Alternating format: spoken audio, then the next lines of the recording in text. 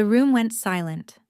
Not the polite kind of silence that happens when someone finishes a sentence, the uncomfortable kind, the kind where everyone suddenly realizes something just went very wrong.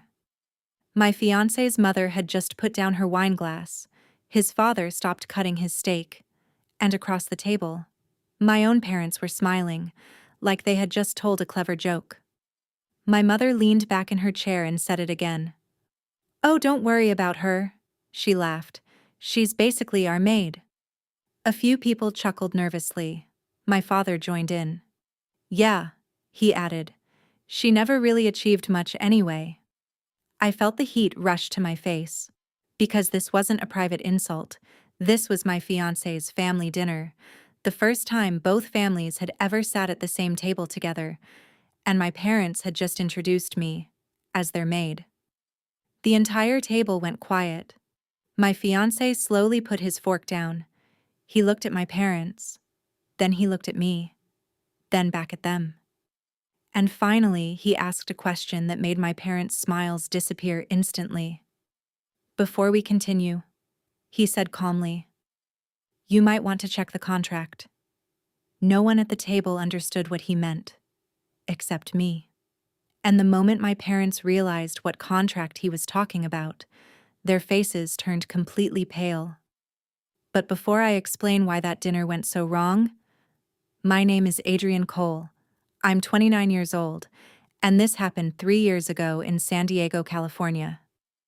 Before I continue, if you enjoy stories about family secrets, quiet revenge, and moments where the truth finally comes out, make sure you subscribe and tell me in the comments where you're watching from and what time it is there right now.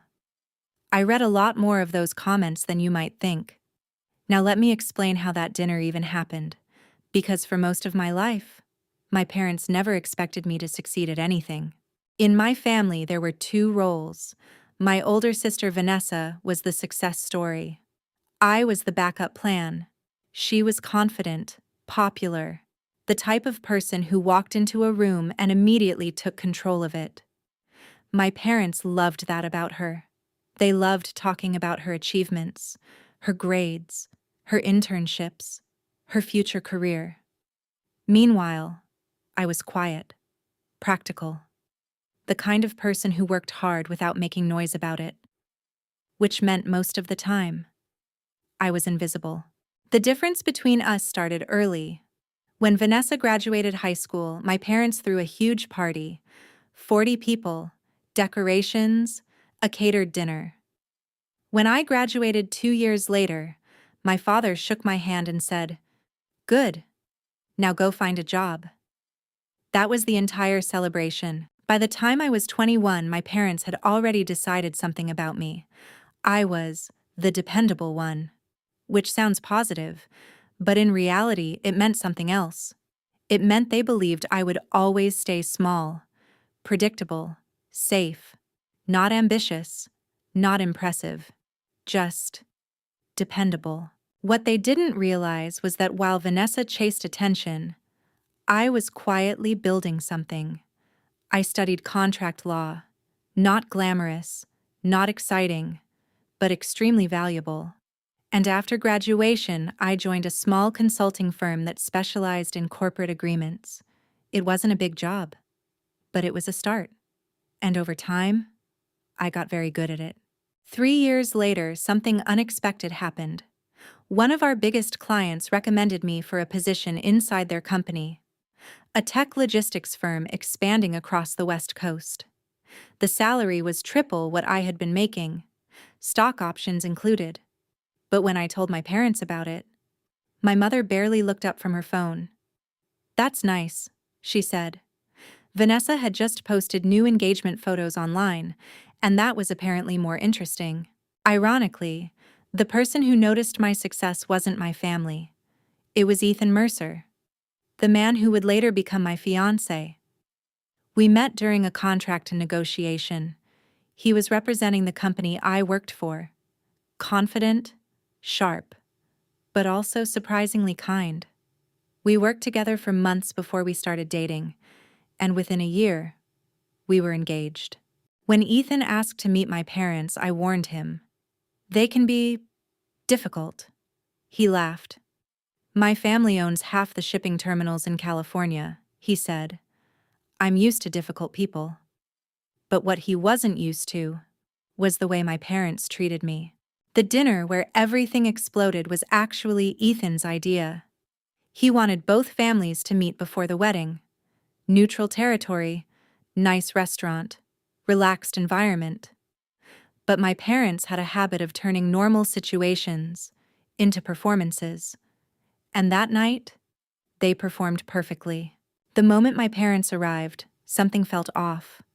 My mother hugged Ethan warmly. My father shook his hand enthusiastically. But when they greeted me, my mother said something strange. Don't embarrass us tonight. I laughed it off. But now I know something important. She already had a plan. The introduction started normally. Ethan's parents spoke about their family business. My parents talked about Vanessa's career. And then Ethan's mother smiled at my mom.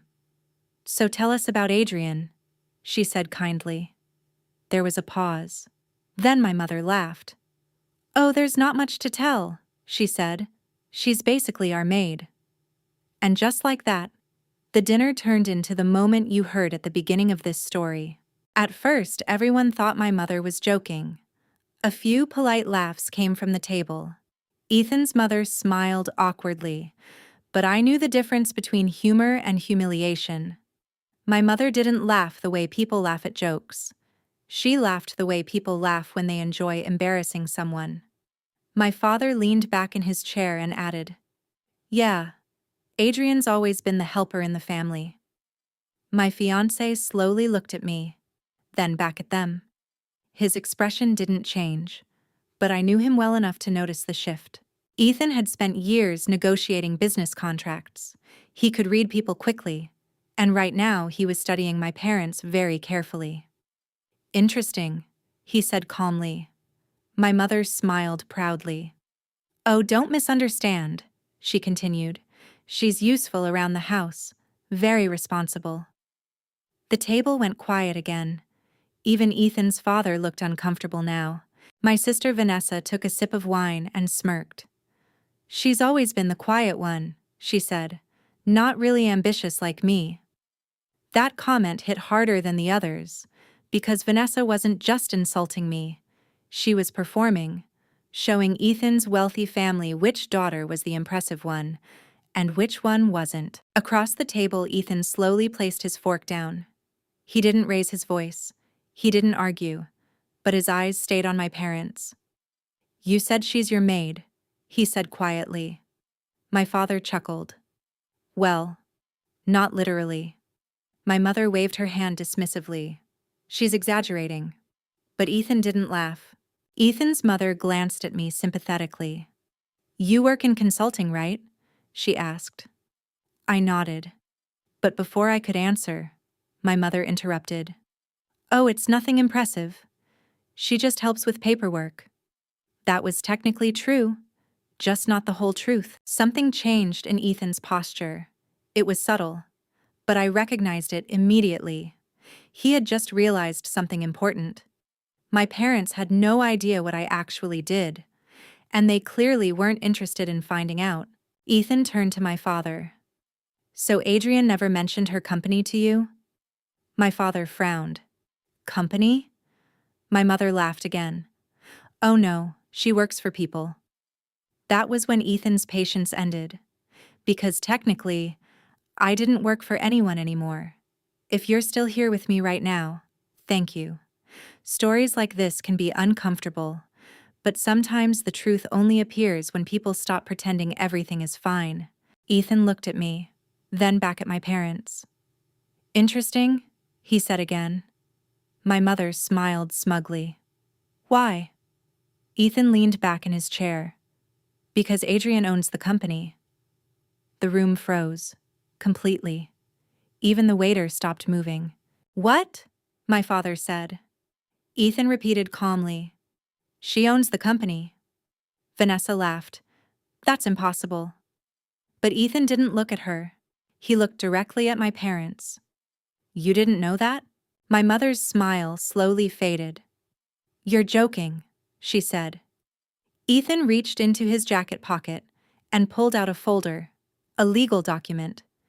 He slid it across the table toward my father. "You might want to read that," he said. Then he added the line that started this entire story. "Check the contract." And that's when my parents finally realized something. The daughter they had just introduced as their maid owned the company that had just signed a $14 million contract with Ethan's family business. My father picked up the folder slowly. For a moment, he didn't open it. He just stared at it like it might explode. "Ethan," he said carefully, "what exactly is this?" Ethan remained calm. "It's the partnership agreement," he said. Vanessa laughed again. "A partnership with who?" Ethan looked at her. "With Adrian." My mother's face went from confident to confused. "That's not possible," she said quickly. "She works for a consulting firm." Ethan shook his head. "She used to." Then he said something that made the entire table lean forward. "She bought the firm 2 years ago." The room went silent again. 2 years earlier, my boss had decided to retire. He wanted to sell the company. Most employees assumed an outside investor would buy it, but I knew something they didn't. The firm was extremely profitable. The only thing it lacked was expansion. So I took a risk. I bought it. Quietly. People often ask why I didn't tell my parents sooner. The truth is simple. Because every time I shared something important, they dismissed it. Promotion? That's nice. Bonus? Good for you. New client? Your sister just got a bigger apartment. Eventually, you stop explaining yourself to people who have already decided who you are. By the way, if you're still listening to this story, I appreciate you being here. Stories about family dynamics can be complicated, but sometimes hearing someone else's experience reminds us we're not alone. Now let's go back to that dinner, because things were about to get even more uncomfortable. My father finally opened the folder. His eyes moved across the pages.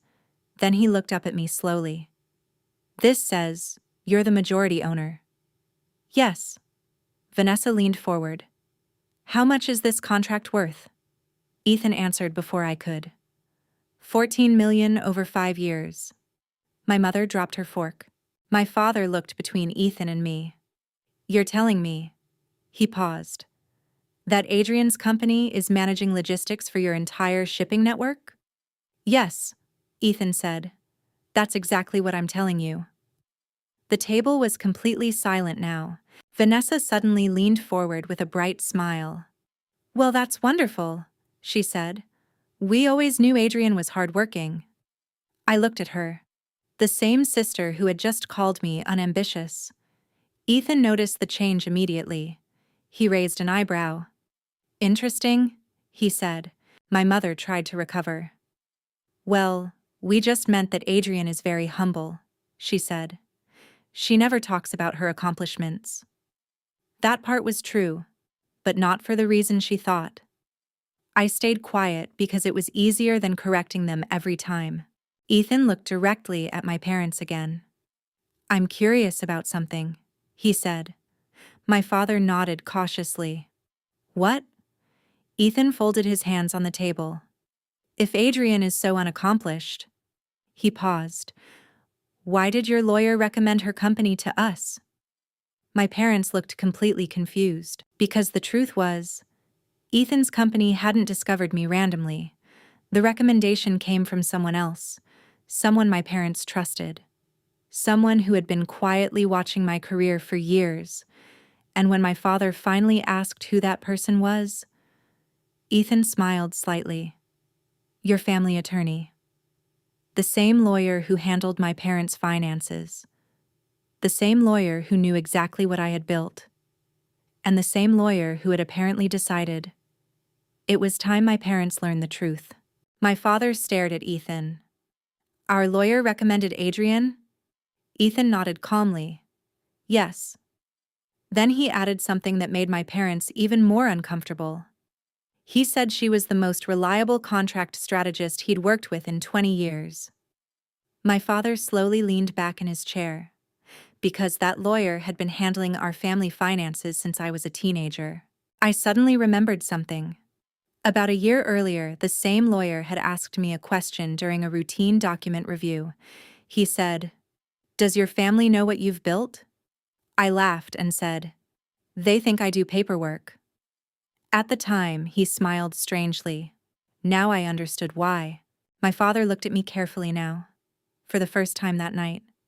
Not like a child, like a professional. "You run this company?" he asked slowly. "Yes." "How many employees?" 42. His eyebrows lifted. "And clients?" 7 major corporate contracts. No one at the table spoke. If you've ever had a moment where people suddenly realize they misunderstood you for years, you know how strange it feels.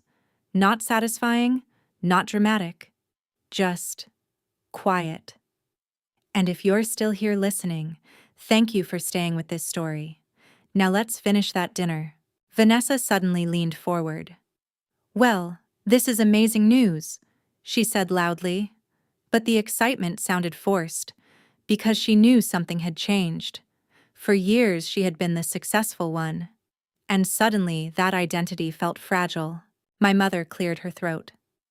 "Well, Adrian was always hardworking," she said carefully. The entire table looked at her, because everyone remembered what she had said earlier. "She's basically our maid." No one laughed this time. Ethan folded his hands calmly. "There's something I've been curious about all evening," he said. My father looked uneasy. "What?" Ethan glanced at me briefly. Then he asked my parents directly. "If Adrian has accomplished all of this..." He paused. "Why did you introduce her the way you did?" No one moved. Not even the waiter. My mother opened her mouth, then closed it. My father looked at his plate. Vanessa stared at her glass, because there wasn't a good answer. And for the first time in my life, my parents were the ones who felt embarrassed. I finally spoke. "It's okay," I said calmly. Everyone looked at me. I'm used to it. The honesty of that sentence made the table even quieter, because sometimes the truth is uncomfortable, not because it's cruel, but because it's accurate. Ethan looked at my parents again. "I just wanted to make sure something was clear," he said. My father frowned. "What?" Ethan gestured toward me. "Adrian isn't marrying into our family for opportunity." He smiled slightly. "If anything, we're lucky she agreed to join ours." Dessert arrived shortly after that. But the mood of the evening had changed completely. Conversations were quieter. My parents barely spoke. Vanessa left early, and for the first time in years, I wasn't the smallest person in the room anymore. But the story didn't actually end that night. Because what happened after the dinner changed my relationship with my parents forever. After everyone left the restaurant, my parents asked to speak with me outside. The parking lot was quiet. My mother crossed her arms. "You embarrassed us tonight." I looked at her calmly. "I didn't say anything embarrassing." My father sighed. "We just didn't know about your company." "That's true," I said.